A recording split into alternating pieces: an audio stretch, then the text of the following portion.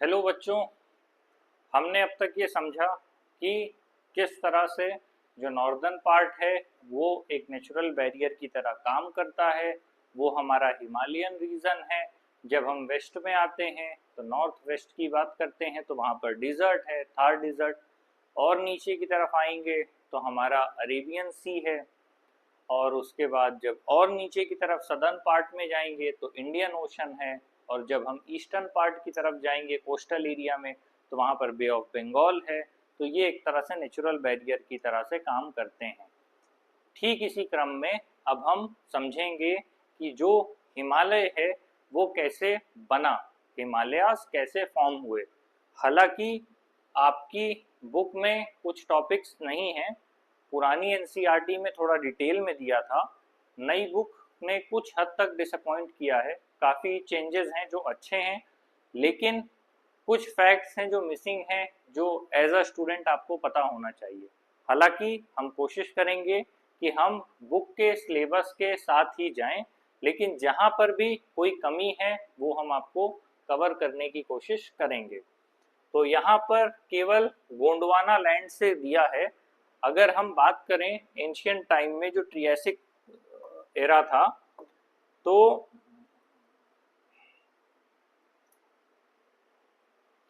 उस समय पे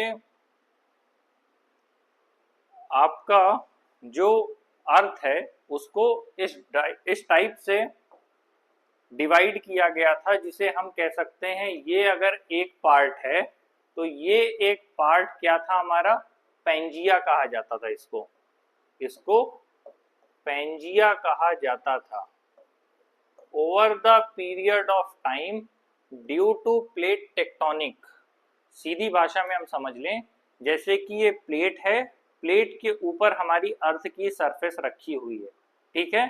अब प्लेट के ऊपर अगर अर्थ की सरफेस है और प्लेट्स में मूवमेंट होगा, अगर वो आगे पीछे भी हो सकता है, एक दूसरे से दूर हो सकता है, और एक दूसरे में सबमर्ज भी हो सकता है, सबडक्शन भी हो सकता है, सबमर्ज भी हो सकता है। तो अगर बताइए, मान लीजिए ये कोई प्लेट है ऐसे, तो इस प्लेट के ऊपर अगर कोई चीज रखी है तो इस पे इम्पैक्ट आएगा अल्टीमेटली। अगर कोई चीज इससे टकराती है तेजी से तो भी ये मूवमेंट करेगा, और अगर आपस में एक दूसरे से दूर होंगे तो भी मूवमेंट करेगा। तो कुछ भी हो, ऊपर के हिस्से पे मूवमेंट आएगा। तो जो हमारा पृथ्वी का ऊपर का सरफेस है, उस सरफेस के नीचे प्लेट्स हैं, वो प्लेट मूवमेंट कर रही हैं। वो हम पढ़ाएंगे कि जो मेजर प्लेट कौन सी है और माइनर प्लेट कौन सी है। उस प्लेट के मूवमेंट की वजह से जो अपर सरफेस है उसमें लगातार दरार पड़ती है, चटकन होती है, भ्रंशन होती है, मतलब फॉल्ट होगा। मान लीजिए इसके नीचे मूवमेंट होता है तो अल्टीमेटली ऐसे ऐसे ऐसे करके अंतर आएगा। ठीक है। ये पेंजिया था। फिर इसका जो ये सारे कॉन्टिनेंट्स एक साथ थे, मतलब सारे कॉन्टिनेंट्स एक में जुड़े हुए थे। आज जैसे आप देख रहे हैं नॉर्थ अमेरिका, साउथ अमेरिका हो गया, इधर आपने देखा यूरोप है, फिर नीचे अफ्रीका है, इधर आपने देखा रशिया का एक्सपेंशन है, फिर एशिया है, नीचे ऑस्ट्रेलिया है, अंटार्कटिका है। अभी आप सब कुछ अलग अलग देख रहे हैं। ठीक है। अभी की सिचुएशन में बात करें तो आप कुछ ऐसे देख रहे हैं, इस टाइप से। ठीक है। अगर आप इस तरह से देख रहे हैं तो आपका जो ये वाला पार्ट है,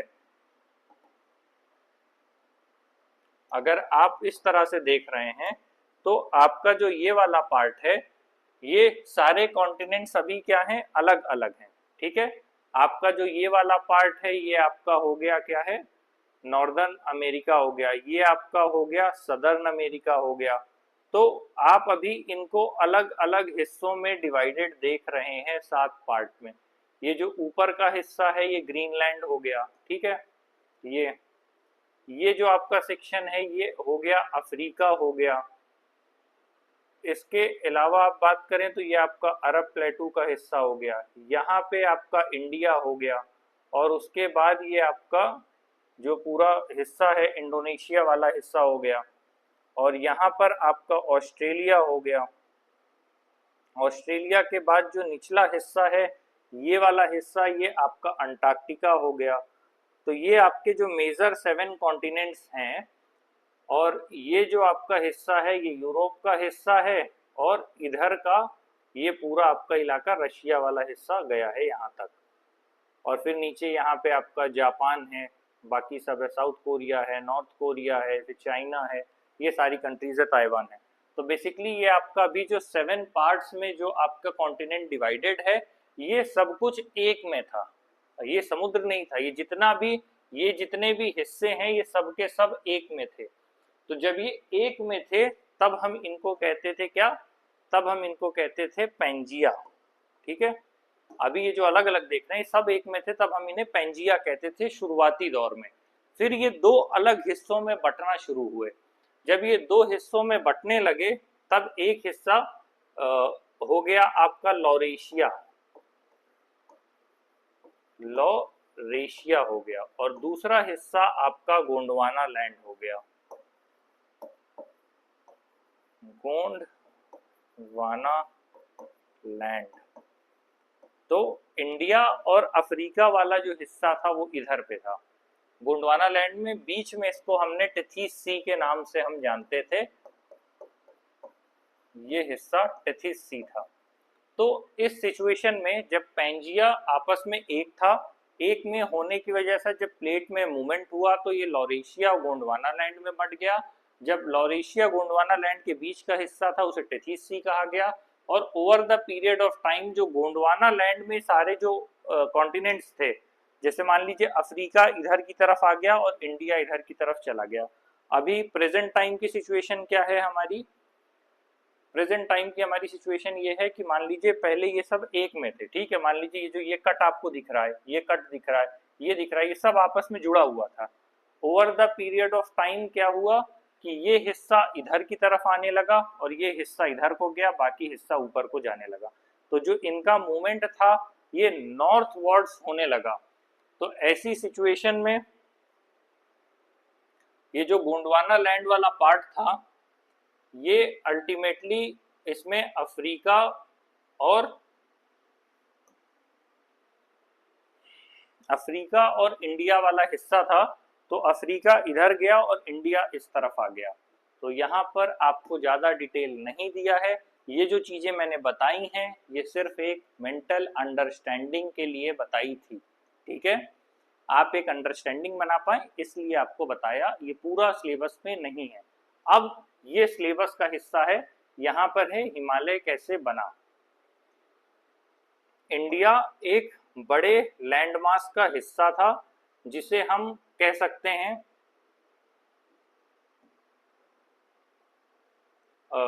जिसे हम कहेंगे गोंडवाना लैंड। ठीक है, अब जो गोंडवाना जिसे हम कहते हैं ये, उसमें जो हमारा नेबर था वो अफ्रीका था एक लंबे टाइम ड्यूरेशन में। ठीक है, अब ये जो लंबा है, जो ज्योग्राफी के टर्म्स में जब टाइम की बात होती है तो ये मिलियन और बिलियन ईयर्स में होती है।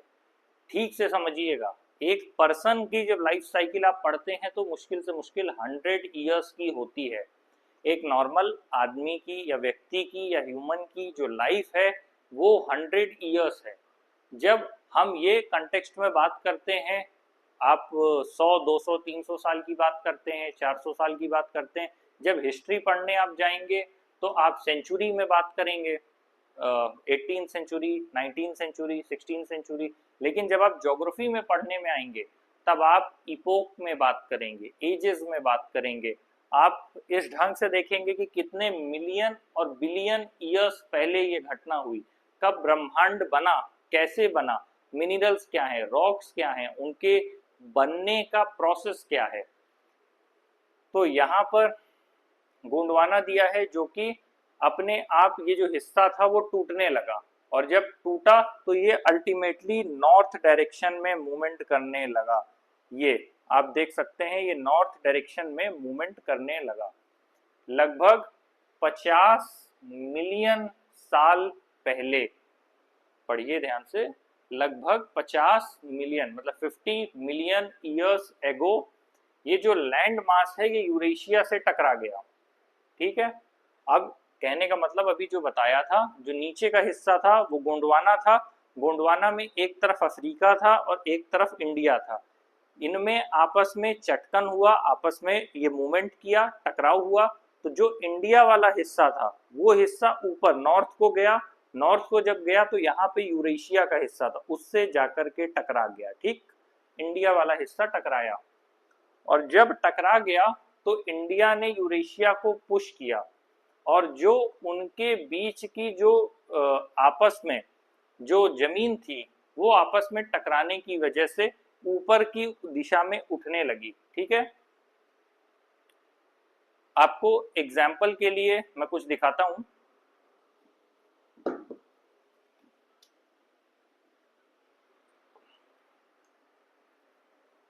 मान लीजिए ये आपकी प्लेट है, ठीक है।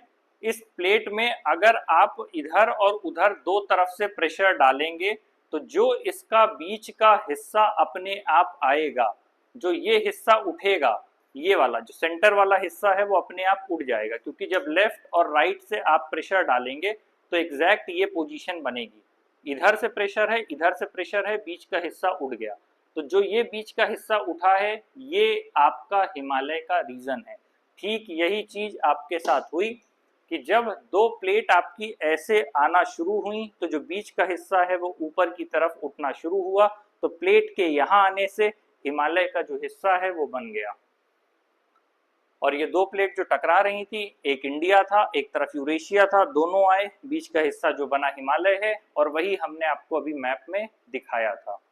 तो ये हिस्सा अपने आप ऊपर उठने को बाध्य हो गया, ठीक वैसे जैसे कारपेट में रिंकल्स होता है जब आप उसे दो तरफ से पुश करते हैं। तो ये कहानी है कि आपका जो हिमालय है वो कैसे बना, और वही मैप में अभी हमने दिखाया था कि जो नॉर्दर्न हिस्सा है वहाँ पे जो हिमालय है वो दो प्लेट के टकराने के बीच का नतीजा है, उनके टकराने से जो बीच का हिस्सा उड़ गया वही आपका हिमालय है। और मजेदार बात यह है कि सिर्फ एक बार टकराने भर से काम खत्म नहीं हुआ, ये टकराया तो था लेकिन टकराने के साथ साथ ये लगातार एशिया में ऊपर की तरफ को हिट कर रहा है। जब लगातार कोई चीज हिट करेगी तो साइज धीरे धीरे धीरे इंक्रीज होता रहेगा। एक तो है कि अचानक से टकराया, बीच का हिस्सा उठा और बन गया, लेकिन लगातार धीरे धीरे अगर प्रेशर जनरेट करते रहेंगे तो ये हिस्सा ऊपर उठता चला जाएगा। तो ऐसे में जो अभी भी एशिया है, एशिया से टकराने की वजह से धीरे धीरे ये ऊपर को उठ रहा है, लगभग हर साल ये 5 सेंटीमीटर और ऊपर उठ जाता है, ठीक है। और इसका जो रेट है, जिस गति से हमारा बाल बढ़ता है, जैसे किसी ने अपने बाल को बढ़ते नहीं देखा होगा, खासकर अगर जो लड़कियां बाल बढ़ाती हैं उनसे पूछिए कि वो बाल कटाने में कितना ज़्यादा दुख होता है, कितना दुखी होती हैं। जब मम्मी पापा कहते हैं कि एक काम करो, बच्ची के बाल छोटे कर दो, इसके भाई के बराबर इसके भी बाल कर दो, तब बच्चों को अक्सर आप देखेंगे कि लड़कियां ज़्यादा दुखी होते हैं, लड़कों को अपने बालों से थोड़ा कम मोह होता है। उसका रीज़न ये है कि बाल बढ़ने में काफ़ी टाइम लगता है, एक सर्टेन लेंथ के बाद बाल उतनी तेजी से नहीं बढ़ते, इसीलिए यहाँ पर कंपैरिजन जो माउंटेन रीजन है उसका बाल से किया गया है कि जैसे बाल बढ़ते हैं उस तरह से आपका ये रीजन बढ़ रहा है। अगर बात किया जाए तो धीरे धीरे अगर 5 मिलीमीटर भी बढ़ेगा तो मिलेनियम में जाके तब जाके ये 5 मीटर्स के आसपास होगा। अब इसको देखिए अच्छे से, folded layers of Himalayan rock. Geography पढ़ने की सबसे खूबसूरत बात यह है कि अगर आपके पास मोबाइल है और आप अपने खाली टाइम में कुछ सर्च करना चाहते हैं तो ऊट पटांग की चीज़ों को सर्च करने की बजाय गूगल पे जाके, यूट्यूब पे जाके आप देख सकते हैं कि केवल भारत में ही कितनी खूबसूरत जगहें हैं। हम जिस भी जगह रहते हैं, खासकर जब हम शहरी इलाके में रहते हैं, तो हमारा जो जीवन है वो इतना सीमित होता है कि बाहरी दुनिया से हम लगभग कटे ही होते हैं। हम पूरे वैश्विक दुनिया से जुड़े होते हैं मोबाइल के माध्यम से, लेकिन हम अपनी बाहरी दुनिया से कटे होते हैं क्योंकि हम वैश्विक दुनिया से जुड़े होते हैं। ये अपने आप में आयरनी है। जब आप समझ जाएंगे तो आप समझेंगे कि ग्लोबल वर्ल्ड से तो जुड़े हैं, लेकिन अपने जो पास के वर्ल्ड है उससे हम डिस्कनेक्ट हैं। तो आप उसमें सर्च कर सकते हैं, आपके जो लेक्स हो गए, जितने भी आपके वाटरफॉल्स हो गए, यहाँ तक कि जब आप एक टर्म सर्च करेंगे ऑरोरा बोरियोलिस, आपको ये भी जान के हैरानी होगी कि पृथ्वी पर ऐसी भी जगह हैं जहाँ 6 महीने सिर्फ दिन रहती है और 6 महीने सिर्फ रात रहती है। तो उस जगह का फेनोमेनन क्या होगा? क्या आपने कभी सोचा है कि आप अंटार्कटिका जाएंगे तो आप कैसा फील करेंगे, या आप आर्कटिक सर्किल में होंगे तो आप क्या फील करेंगे? वहाँ का ग्रेविटेशन फोर्स कैसा होगा? ऑब्वियस सी बात है, हर जगह नहीं जाया जा सकता, लेकिन मोबाइल में आप बैठ के बहुत सी डॉक्यूमेंट्रीज और नेशनल ज्योग्राफिक के चैनल में बहुत सी ऐसी चीज़ें देख सकते हैं। स्पेसिफिकली जब ज्योग्राफी के ऐसी फील्ड की बात आती है जहां आप ज्योग्राफिकल रीजन्स पढ़ रहे हैं, तो आप स्पेसिफिकली जब यूट्यूब पे कुछ मैप्स देखेंगे या कुछ उसमें वीडियोस देखेंगे तो आपको डिटेल अंडरस्टैंडिंग जनरेट होगी। ठीक उसी तरह यहाँ पर जो हिमालय का रॉक है उसके बारे में दिया है, इसीलिए इसको फोल्डेड रॉक कहते हैं। अगर आप देखेंगे इसकी संरचना कुछ ऐसी है, ऐसी ऐसे में बना हुआ है, ये पूरा का पूरा ऐसे ही बना हुआ है। और इसके बनने का जो फैक्टर है वो एयर है, हीट है, आपका टेम्परेचर है, कई डिफरेंट रीजंस हैं। इरोजन और वेदरिंग की वजह से ये इस तरह के स्ट्रक्चर में है, और इसके जो रॉक्स के जो टाइप है, उसके जो मिनरल्स हैं, ये सारी चीज़ें, कई चीज़ें मिलके किसी भी एक पर्टिकुलर स्पेसिफिक एरिया को डिज़ाइन करते हैं।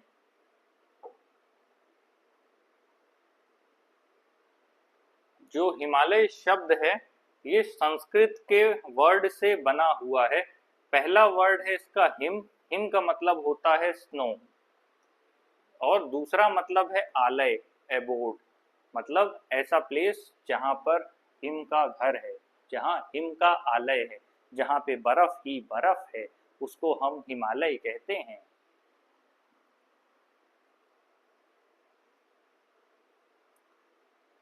हिमालय को ब्रॉडली हम 3 पार्ट में कैटेगराइज करते हैं, ठीक है।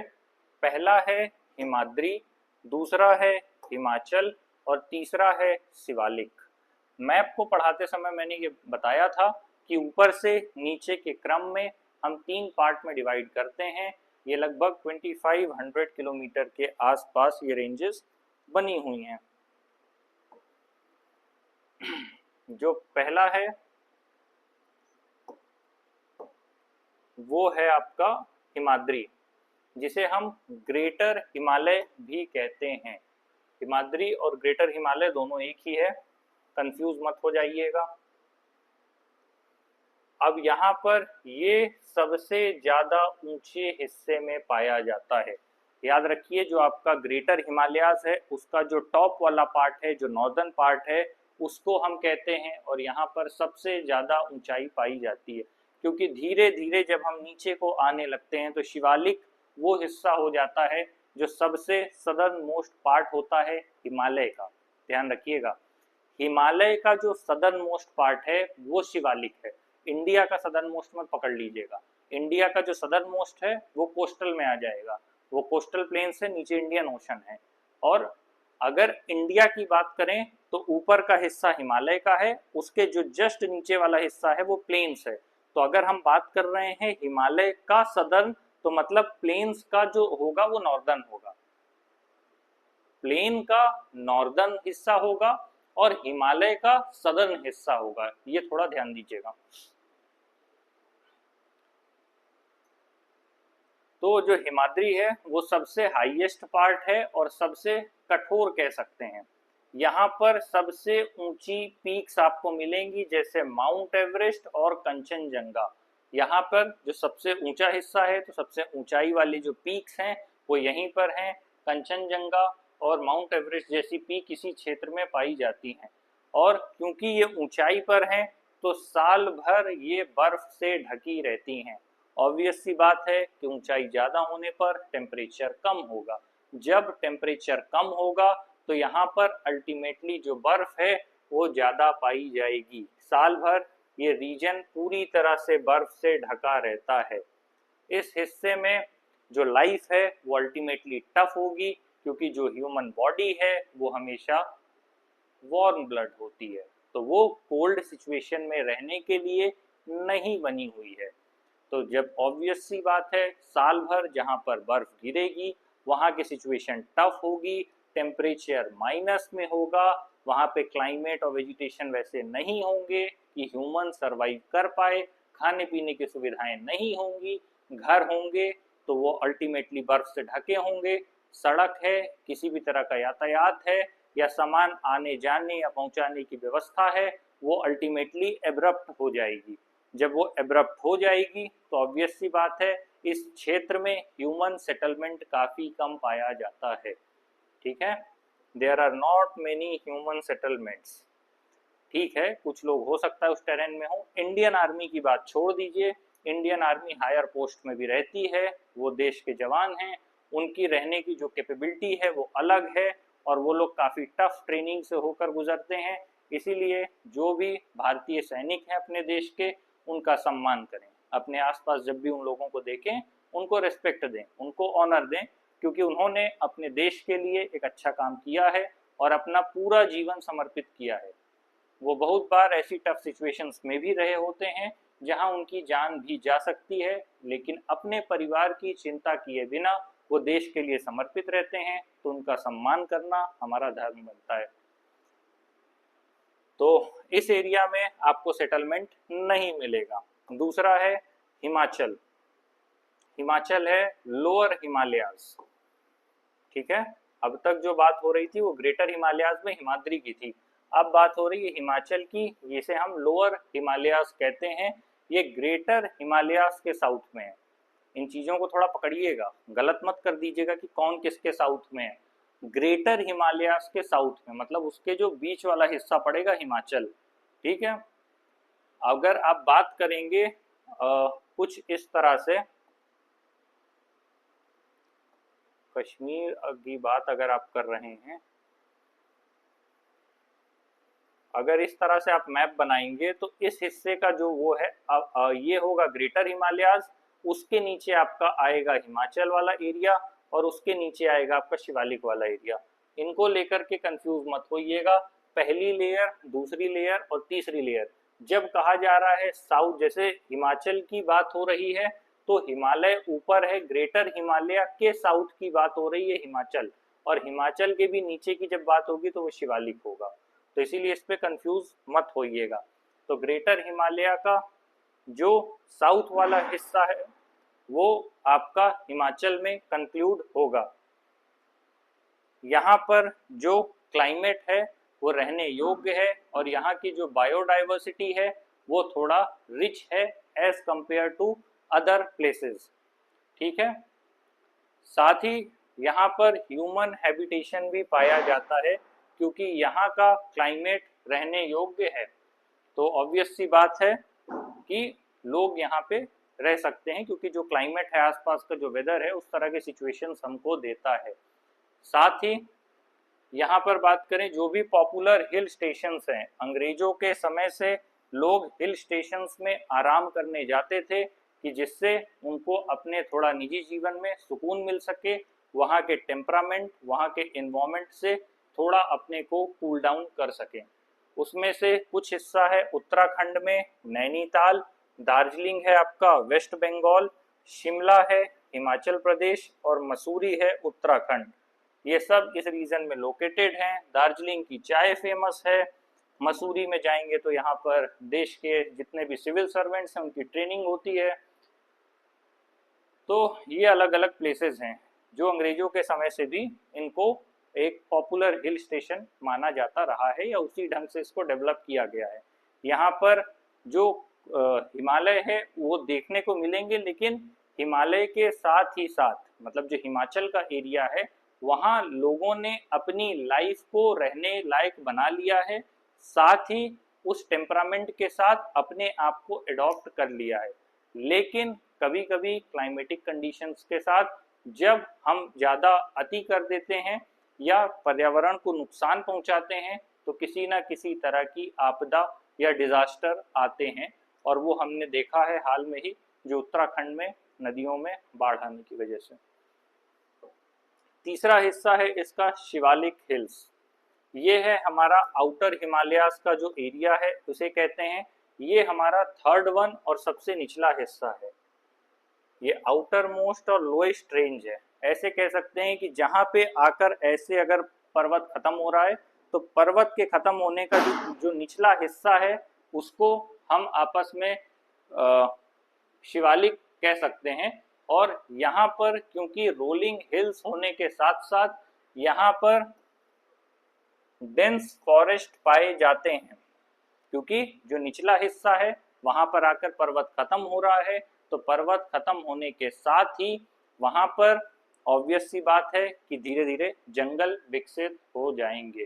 क्योंकि जंगल विकसित होंगे तो वहां ऑब्वियस सी बात है कि जंगली जानवर या वाइल्ड लाइफ हैबिटेशन भी देखने को मिलेगा।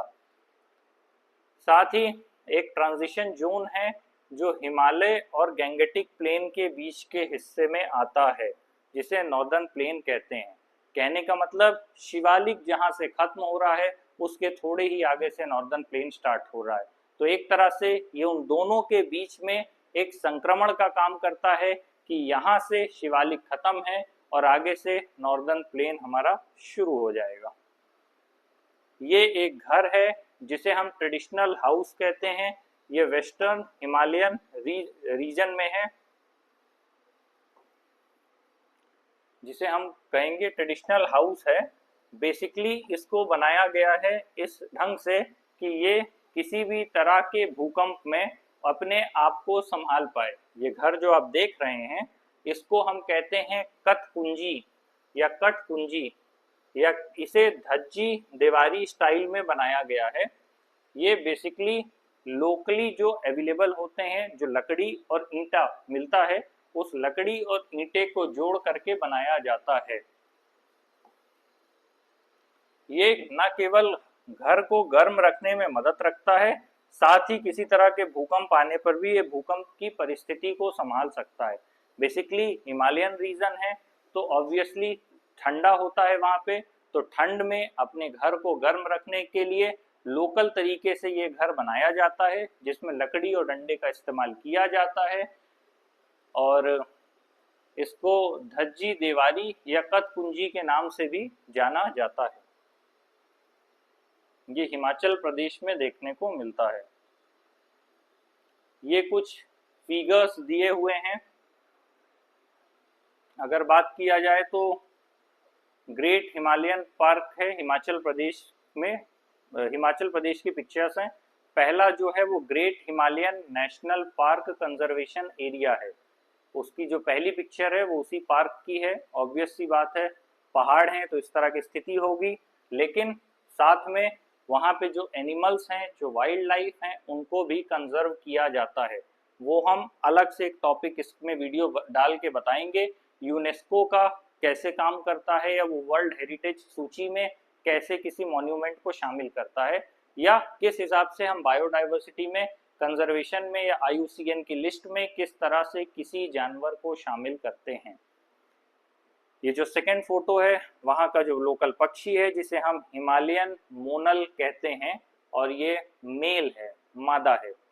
उसके अलावा जो तीसरा हिस्सा है वो मोनेस्ट्री का है जो कि लद्दाख का है, और जो चौथी पिक्चर है वो है ब्यास रिवर हिमाचल प्रदेश की। चारों तरफ पेड़ हैं और पत्थरों के बीच से होते हुए नदी बह रही है। नदी की जो स्टेजेस हैं वो भी हम डिटेल में बाद में कवर करेंगे कि कब वो युवावस्था में है, कब वो प्रौढ़ावस्था में है, कब वो वृद्धावस्था में है, वो हम बाद में पढ़ेंगे। उसके अलावा ये एक स्नो लेपर्ड की फोटो है, और जो लास्ट में है ये एक लोकल मार्केट की फोटो है, और ये एक तरह का रोडेंडोरॉन, ये सरबेट मेड ऑफ दिस फ्लावर, ये किसी फूल का पौधा है। ये a world heritage site by UNESCO, the biodiversity of the park is being preserved by the government as well as the village communities that live inside the park. UNESCO के द्वारा इसे world heritage घोषित किया गया है। साथ ही इसे preserve करते हुए वहाँ की जो लोकल कम्युनिटीज़ हैं उनसे भी इस बात की अपील की जाती है कि वो भी इसको प्रिजर्व करने में मदद करेंगे। तो यहाँ तक का जो टॉपिक था, हिमालय का टॉपिक हमने कंप्लीट कर लिया है। इसके आगे का जो टॉपिक है वो कोल्ड डेजर्ट ऑफ इंडिया है, वो हम बाद में पढ़ेंगे अगली क्लास में। तो अगर कुछ भी नहीं समझ में आता है तो आप पूछ सकते हैं। अभी तक हमने हिमालयन रीजन को पूरी तरह से कंप्लीट कर लिया है। Thank you.